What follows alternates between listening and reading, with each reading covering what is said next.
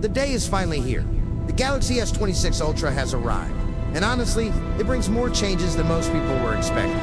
Let's break it all down. Starting with the design. The first thing you'll notice is the camera module. It's completely different now. Instead of the separate circles and rings we saw in the S25 Ultra, Samsung has gone with a capsule that fully wraps around the cameras, much closer to the design language of the Fold series. Personally, I think it looks significantly better. It's cleaner, more premium, and comes in 4 colors: violet, black, blue, and white. But the design changes go beyond just looks. This phone is now 7.9 millimeters thin, down from 8.2 millimeters. And the weight has dropped from 232 grams to just 214. You feel that difference the moment you pick it up? Samsung is clearly committed to making these devices slimmer.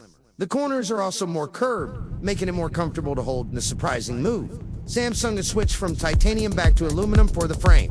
The reason aluminum dissipates heat more efficiently, it's a controversial choice, for sure, but the phone still feels solid and premium in your hand. Now let's talk about the display, because this might be the most exciting part of the entire phone.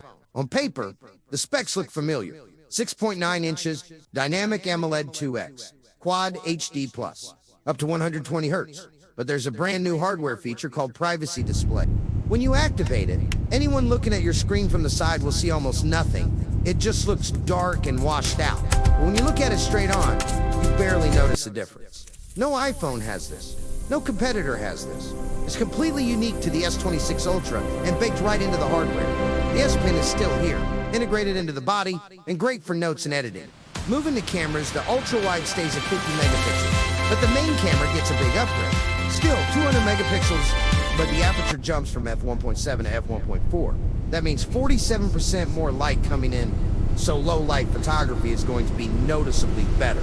The Periscope telephoto also gets a wider aperture.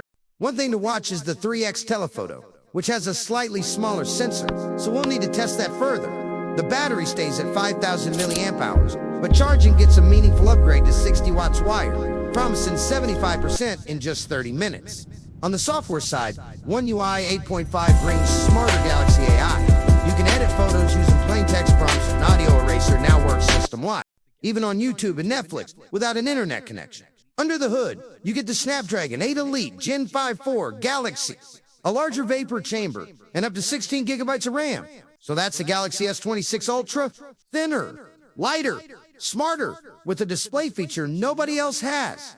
The question is it enough of an upgrade for you? Let me know in the comments what you think Samsung should tackle next year. Thanks for watching.